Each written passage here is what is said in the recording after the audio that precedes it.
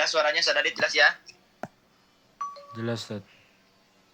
Bismillahirrahmanirrahim. Alhamdulillah kita bertemu lagi ya di kesempatan dan di waktu yang mulia ini dan khusus ini atau spesial ini. Karena apa? Karena kita itu alhamdulillah pertemuan kita itu di dalam kebaikan, yaitu ta'allumul ilm. Itu belajar ilmu ya. Karena orang yang belajar ilmu atau orang yang menuntut ilmu itu para malaikat dengan kedua sayapnya akan melindungi terhadap orang tersebut. Jadi sangat luar biasa dan istimewa bagi penuntut ilmu. Hatta antum juga anak gitu, karena anak pun masih talibul ilm, gitu, orang yang menuntut ilmu. Banyaklah keistimewaan di dalam menuntut ilmu ya.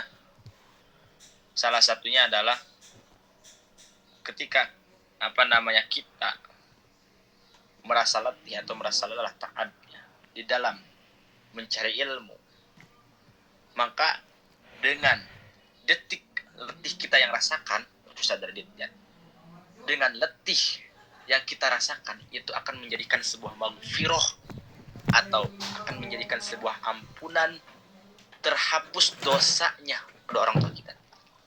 Jadi efeknya itu terhadap kedua orang tua kita. Makanya guru ana pernah berkata seperti ini, ketika kita serius atau sungguh-sungguh dalam belajar atau dalam mencari ilmu, maka akan menjadi konsekuensi, akan menjadi sebab kedua orang tua kita itu akan diberkahkan di dalam kehidupan, baik di dalam rezekinya akan dilancarkan, kemudian akan disehatkan dan lain-lainnya. Karena apa? Karena dengan kita belajar ilmu pun itu merupakan sebuah doa terhadap orang tua kita. Paham ya? Itulah keistimewaan di dalam mencari ilmu. Makanya antum berdoa kepada Allah, niatkan, luruskan saat ketika antum ta'allumil ilm atau mencari ilmu, belajar ilmu, pertama untuk menghilangkan kebodohan yang ada di dalam diri antum, begitupun di dalam diri anda. Yang kedua, al-haya ya, al-haya atau hayauddin fil ilm, yaitu menghidupkan agama dengan ilmu. Yang ketiga, tujuannya adalah memenuhi inqira'ul wujubil walidain, memenuhi terhadap kewajiban orang tua. Nah Ustaz, kenapa ada istilah atau ada niat kita belajar itu tujuannya atau niatnya adalah memenuhi terhadap kewajiban orang tua kita? Jawabannya simpel. Jawabannya karena orang tua pun itu dituntut untuk mencari ilmu, sedangkan orang tua antum berikut ya siapapun itu kan terkadang tidak sempat untuk mencari ilmu. Mana dalilnya? Ya itu jelas, utlubul ilm minal mahdi ilal lahdi bahasanya kan. Illa itu intihaul goyah. Jadi istilah intihaul goyah itu adalah sampai, gak akan selesai kalau belum mati, gak akan terputus kewajiban belajar kalau belum mati. Selama dia masih hidup, maka diberi kewajiban, diberi tuntutan untuk mencari ilmu. Paham ya yang ada di sini? Antum belajar ilmu itu niatkan pertama ikhlas kepada Allah, niat ikhlas. Yang kedua, menghilangkan kebodohan. Yang ketiga, menghidupkan agama dengan ilmu. Yang keempat, memenuhi kewajiban orang tua. Kewajiban orang tua saya tadi. Karena mencari ilmu itu hukumnya wajib. Thalabul ilm fardhu. Tak di sana ulama sorop mengatakan taknya tak mubalaghah. Jadi bukan fardu tapi sangat fardu. Lah, lalu Ustaz, bagaimana kalau orang tua saya enggak sempat untuk belajar? Makanya niatkan antum belajar itu untuk memenuhi kewajiban orang tua antum. Paham ya? Oke. Nah, kita itulah salah satu daripada keistimewaan mencari ilmu. Banyak kalau disebutkan dan kalau dijelaskan mungkin nggak bakal cukup 1 jam. Pada dasarnya itu ya, bahwa mencari ilmu itu sangat wajib, sangat wajib. Kita lanjut, kemarin kan waktu di bulan Ramadan kita mengkaji kitab Ibanah wal Ifadah ya. Yang dimana menjelaskan ahkam atau hukum-hukum haid, nifas dan istihadah. Sekarang Ustaz Radit, kita akan lanjut mengkaji atau membaca kitab Mandumat atau Aqidatul Awam. Oke. Aqidatul Awam itu merupakan kitab yang menjelaskan fan akidah. Yang dimana ini sangat penting, sangat-sangat penting. Karena untuk di zaman sekarang yang notabene-nya itu sedikit-sedikit sosial media itu udah apa ya namanya? Udah menyebar luas akidah-akidah yang tidak sejalan dengan Ahlus Sunnah wal Jamaah. Makanya kita perlu mengkaji kitab yang dimana kitab itu menjelaskan atau bidangnya itu fan akidah, terkhususnya akidah yang kita yakini yaitu Ahlus Sunnah wal Jamaah Asy'ari. Nah, lalu siapa pengarang daripada kitab Aqidatul Awam ini? Oke. Pengarang daripada kitab akidah yakni Aqidatul Awam ini adalah Syed Ahmad Al-Marzuki Al-Maliki Al-Mahfuz. Jadi beliau itu sadadit sebetulnya mu'alif ini sebetulnya ini beliau itu madhabnya madhab Maliki. Kalau kita kan Syafi'i ya. Nah, Ustaz dan memang bisa kita belajar akidah terhadap ulama yang beda madhabnya dengan kita. Contoh kita itu contoh antum itu sadadit Maliki, anak Syafi'i, boleh gak antum yang bermadhab Maliki ngaji akidah terhadap anak sebagai madhab Syafi'i? Jawabannya boleh. Yang penting akidah antum dan akidah anak itu sama, madhabnya madhab. Paham? Jadi kalau soal Malikiyah, Syafi'iyah, Hanafiyah, Hanbaliyah itu hanya ranah fikih. Karena pikir nggak nyambung, jadi boleh sah-sah aja antum. Makanya guru-guru anak seperti saya nih Abu Imam ini apa siapa ulama al-Azhar itu Abu As ya, ulama usul fikih Syekh Salim Abu As. Saya belajar kepada beliau usul fikih yang padahal beliau itu madhab Hanafi, saya Syafi'i. Kemudian saya belajar ilmu nahu, kitab Muqaddimatul Jurumiyah kepada Syekh Ali. Beliau madhab Hanafi, saya Syafi'i. Kemudian saya belajar lagi kitab hadis ke Syekh Syuhbah. Beliau madhabnya madhab Hanafi kalau salah. Saya Syafi'i. Sah-sah aja. Sah-sah aja. Makanya tidak boleh ta'assub ya. Kita itu tidak boleh ta'assub karena hukumnya haram. Ta'assub di dalam agama itu hukumnya haram. Apa itu ta'assub? Ta'assub itu fanatisme. Dalam artian kita itu membutakan tiga mujtahid mutlak ini. Contoh kita itu madhab Syafi'i sehingga kita itu fanatisme terhadap mujtahid yang tiga, yakni Malikiyah, Hanafiyah, Hanbaliyah. Sebagaimana ta'assubnya orang-orang Syiah. Orang-orang Syiah itu ta'assub, fanatisme. Oke, paham ya? Jadi sah saja. Jadi beliau yang ngarang kitab Aqidatul Awam ini, Ustaz Radit, beliau itu madhabnya madhab Malikiyah. Oke, sekarang akan sedikit mengetahui atau menjelaskan sirah datiyahnya ya, atau biografinya. Beliau itu lahir di mana sih? Kalau merujuk di dalam nama akhirnya ini Al-Makki, ini bukan lahirnya di Mekah, salah Ustaz Radit. Beliau itu aslinya lahirnya di Simbat. Simbat itu Mesir. Jadi beliau itu lahir di daerah Simbat. Kalau sekarang mungkin perdesaan lah, di Mesir. Lahir tahun 1205 Hijriah. Jadi beliau itu lahir di Mesir. tahun 1205 Hijriah. Oke. Lakob atau kunyah, lakob itu ya nama julukan.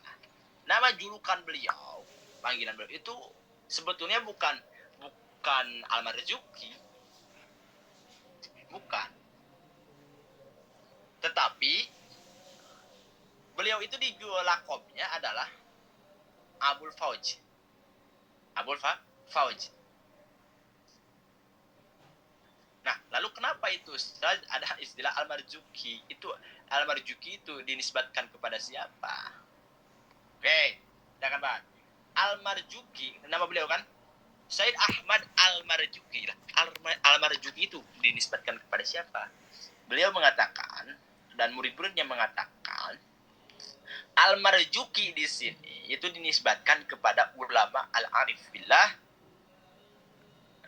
Namanya itu adalah Al-Marzuki Al-Kafafi. Jadi beliau tabarukan lah kepada ulama agung, ulama azim, yang dimana beliau itu namanya Al-Marzuki Kafafi. Nah, terus Ustaz kenapa itu di akhirnya dan ada istilah Al-Maki? Kalau bukan lahir di Mekah. Jawabannya, kenapa beliau dijuluki Al-Maki? Karena beliau menjadi mufti di Mekah. Jadi beliau pernah menjadi mufti di Mekah, yang dimana beliau itu menggantikan saudaranya, kakaknya, setelah kakaknya meninggal di tahun 1261 Hijriah. Jadi ada istilah Al-Maki di situ. Oh, berarti ulama tersebut itu pernah menjadi mufti di Mekah. Ketika ada ulama, kemudian akhirnya ada istilah Al-Maki atau nisbat pada negara Al-Misri contoh. Berarti ulama tersebut itu pernah menjadi mufti di Mekah atau di Mesir. Paham ya? Nah, wafatnya beliau itu Ustaz Adit, itu ikhtilaf. Itu ada yang mengatakan setelah 1 tahun menjadi mufti, ada yang mengatakan setelah 20 tahun menjadi mufti. Jadi dia mengalami menjadi mufti di Mekahnya, ada yang mengatakan selama 20 tahun.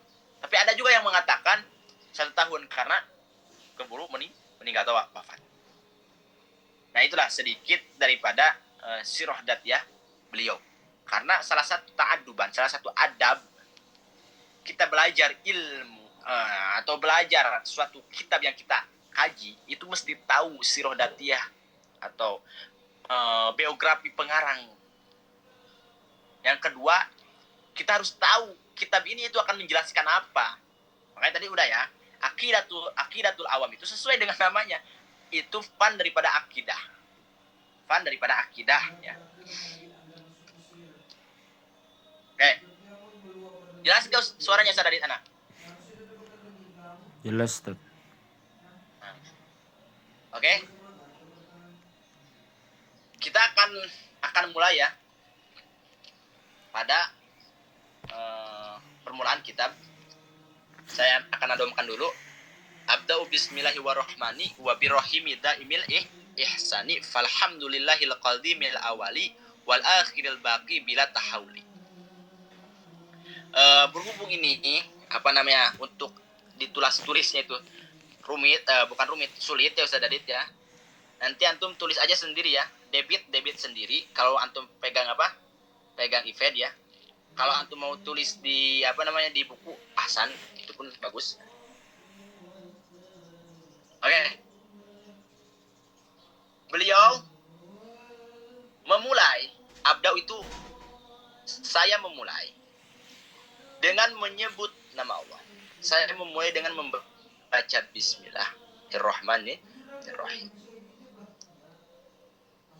Daimil ihsani. Daimil ihsani. Yang dimana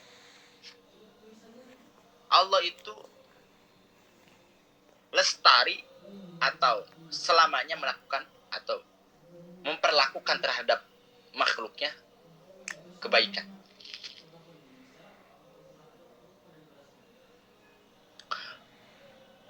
Alhamdulillahil qadimil awal.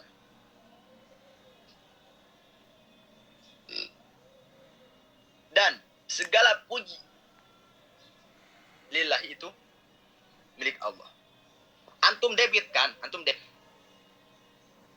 lafaz atau al yang ada di dalam hamd di sini itu merupakan alif lamnya, alif lam al istighraq.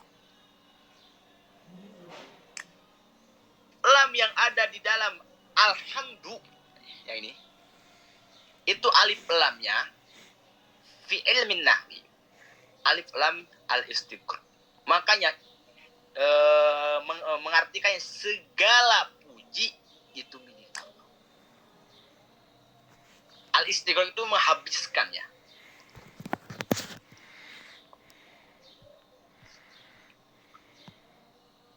Segala puji itu milik Allah. Nah, lam di sini harap JR, lam harap JR yang dimana Ustadz Rahid ini mengandung makna lil milki.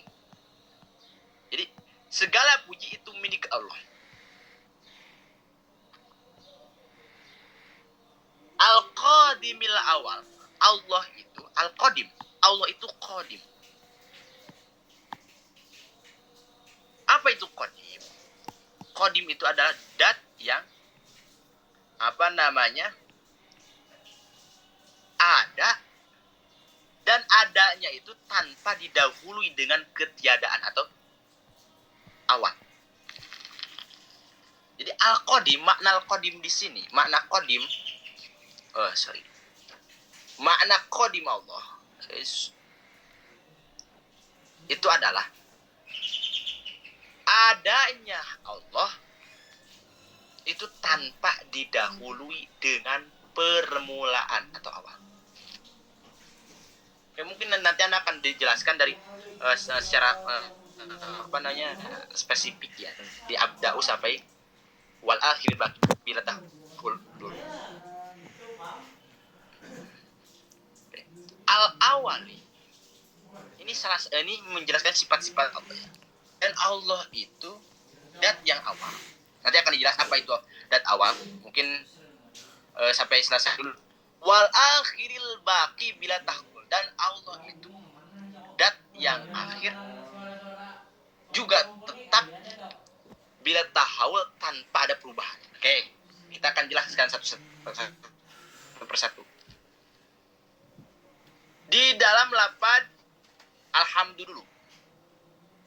Antum boleh rekam layar ya, Sadadit ya, nanti soalnya di ke YouTube kan. Alhamdulillah. Filugo menurut etimologi ya, bahasa. Itu adalah tanah bilisani al jamil ikhtiyari. Alhamdulillah secara bahasa itu maknanya sebuah pujian dengan lisan. Memuji terhadap perkara yang baik.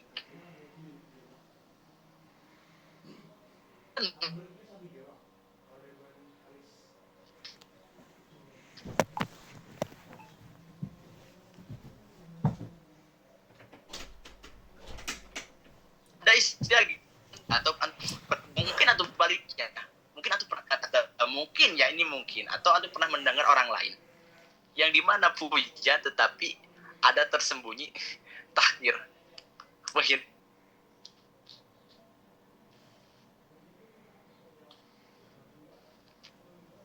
Nah, itu bukan itna, tapi hakikatnya adalah hinaan. Contoh, ada istilah gini. Antum punya teman. Ini banyak antum punya teman nih contoh. Kemudian teman antum itu kurang tinggi. Tiba-tiba antum mengatakan gini, Masya Allah, antum tinggi banget. Yang secara realita tidak tinggi. Lihat, itu kan seakan-akan pujian tapi hinaan. Maka, alhamdulillah di sini maknanya itu adalah pujian dengan lisan terhadap sesuatu yang bagus. Bagus secara realita, paham ya? Bukan bagus yang dibungkusi dengan kehinaan. Wah, ada khata, itu salah. Oke. Kemudian baik pujian itu, baik memuji itu di nikmat Allah ataupun memang tidak mendapatkan nikmat Allah. Makanya ada istilah gini. Mungkin antum pernah mengalami, Ustaz Adit, tiba-tiba antum sedang galau, bukan galau ya, antum kan diri tanpa memikirkan apapun, ya, di malam yang sunyi tiba-tiba antum mengatakan alhamdulillah tanpa apapun, lihat, tanpa antum menyadari tidak mendapatkan nikmat Allah. Apakah dengan antum mengatakan alhamdulillah itu merupakan pujian? Jawabannya, nah, itu pujian. Karena istilah alhamdulillah itu pujian dengan lisan terhadap sesuatu yang baik-baik. Atau ada kalanya memuji itu karena mendapatkan nikmat Allah ataupun tidak. Tetap itu merupakan pujian.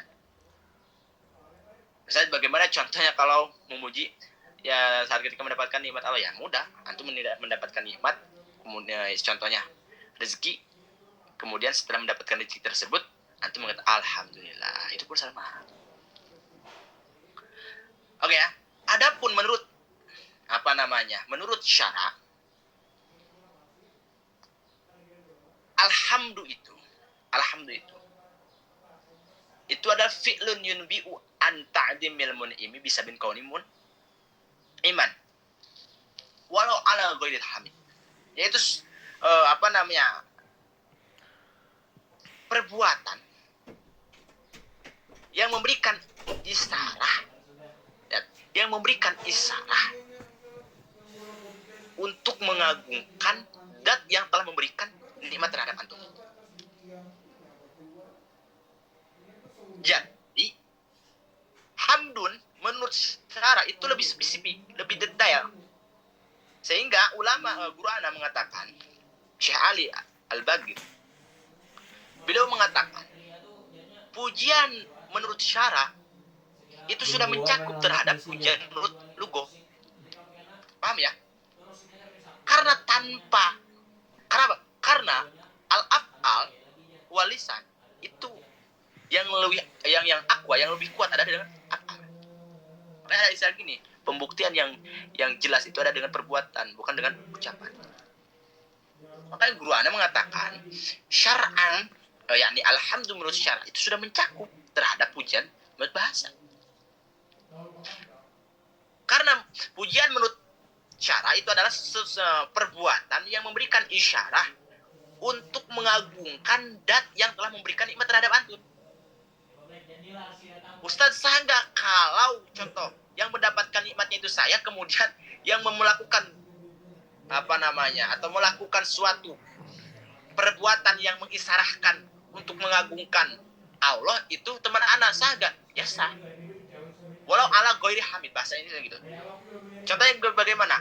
Antum banat nih, antum itu punya teman namanya Hindun. Antum itu mendapatkan nikmat dari Allah. Lihat, antum mendapatkan nikmat dari Allah. Kemudian teman antum mengetahuinya. Tanpa disadari oleh antum, tanpa diketahui oleh antum, teman antum itu contoh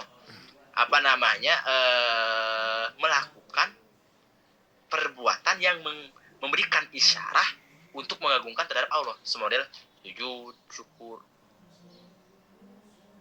Maka teman antum pun itu masih dikategorikan sebagai orang yang memuji kepada Allah. Orang memuji kepada Allah karena ada istilah walau ala ghairil hamid. Paham ya Ustaz Adit ya? Oke, itulah yang yang dimaksud alham. Oke. Saya akan lebih detail lagi ya, karena ini perdana dan ini harus paham.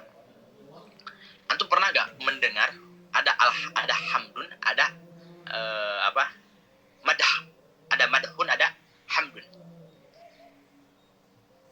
Ustaz, apa perbedaan daripada hamdun? Lihat, antum ada gini, di dalam Arab itu ada hamdun, ada apa? Madhun.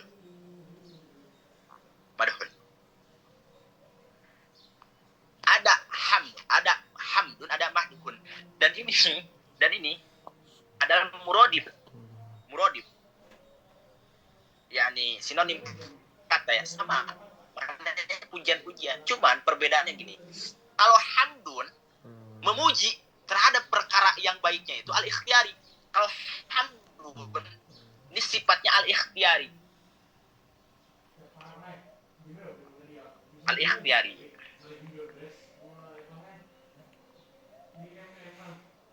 Al-ikhtiyari. Sorry ya, jelek ini tulisannya. Apa itu maknanya ikhtiyari, Ustaz? Makna ikhtiyari itu adalah keinginan seseorang. Keinginan seseorang. Contoh, hal simpelnya antum ingin uang, kemudian tiba-tiba besok ada yang memberikan uang. Syariat misalnya, yang beri, berarti orang itu dikategorikan syariatnya, syariat yang membawa rezeki antum. Ya hakikatnya oleh Allah. Kemudian antum memuji. Alhamdulillah. Nah itu definisi memujinya di istilah kata adalah hamdun. Hamdun. Kalau madhun, pujiannya itu goir ikhtiyar. Goir ikhtiyar. Artinya bukan keinginan seseorang. Bukan keinginan seseorang. Seperti apa? Handsome, qabih, yakni jelek, ganteng, cantik, jelek, gitu. Contoh, saya pengen nanya, antum Ustaz Adit nih, kan di sini yang ganteng itu Ustaz Adit ya. Antum Ustaz Adit, contoh, apakah antum memang dilahirkan itu pengen ganteng? Jawabannya ya, nggak tahu. Emang Allah yang menciptakan saya ganteng. Kemudian antum mencoba bercermin, alhamdulillah saya itu handsome. Nah, memujinya antum itu bukan hamdun tapi madhun. Karena apa? Karena goir ikhtiyari, bukan keinginan saya ganteng itu, ya Allah yang menciptakan. Paham ya Ustaz Adit ya? Allah yang memberikan.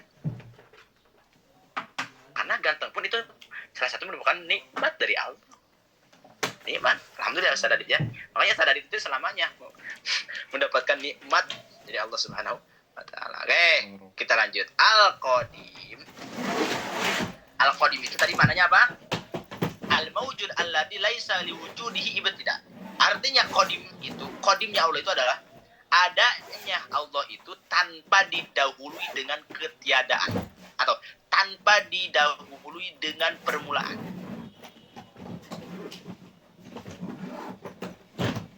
Maknanya adalah Allah itu adanya tanpa didahului dengan permulaan, wal mawjud alladzi lam, dan adanya itu selamanya.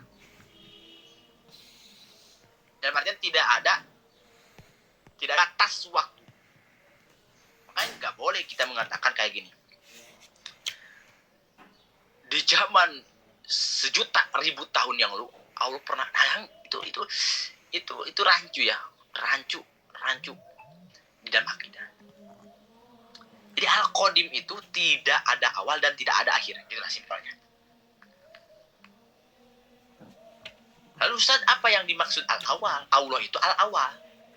Yang maksud Allah al-awal itu adalah al-awal qabla kulli syai'in bila bidayah. Allah itu adanya itu sebelum sesuatu. Atau alam semesta ada. Allah itu ada sebelum segala sesuatu ada.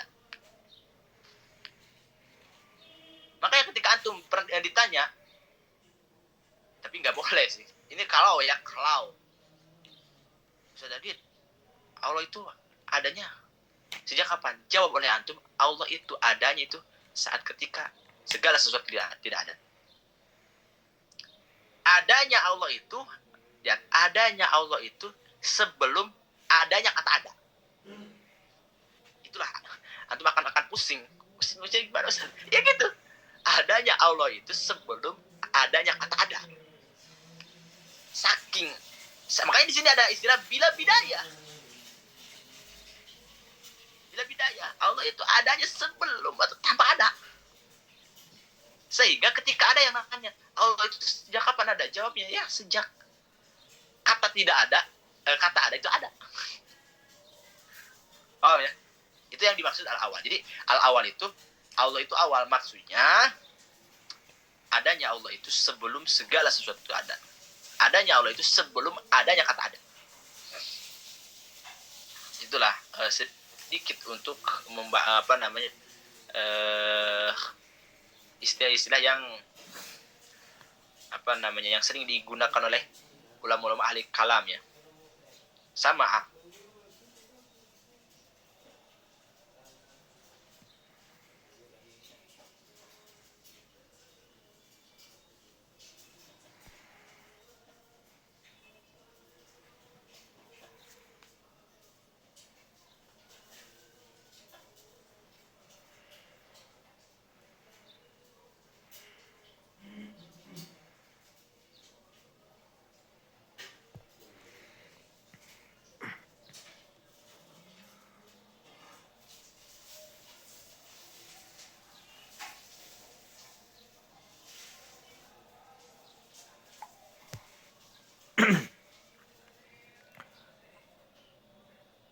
Fun Ustaz.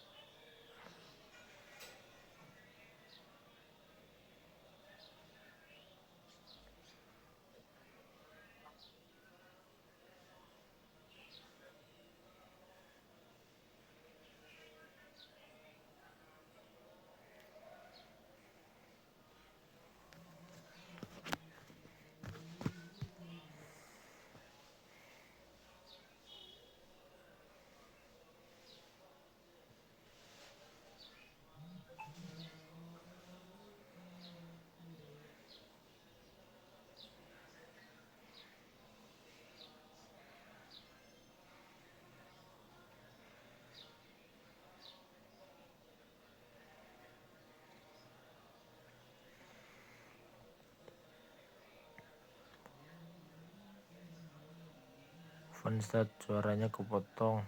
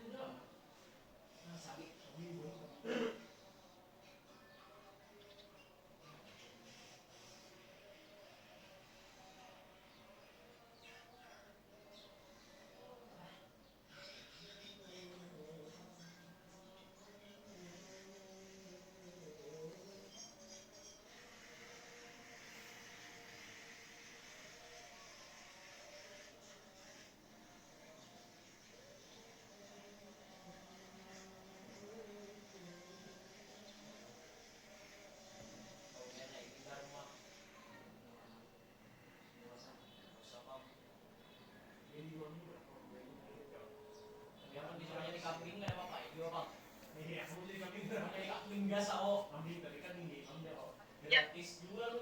Kenapa Tat? Ini nggak ada suaranya Tat.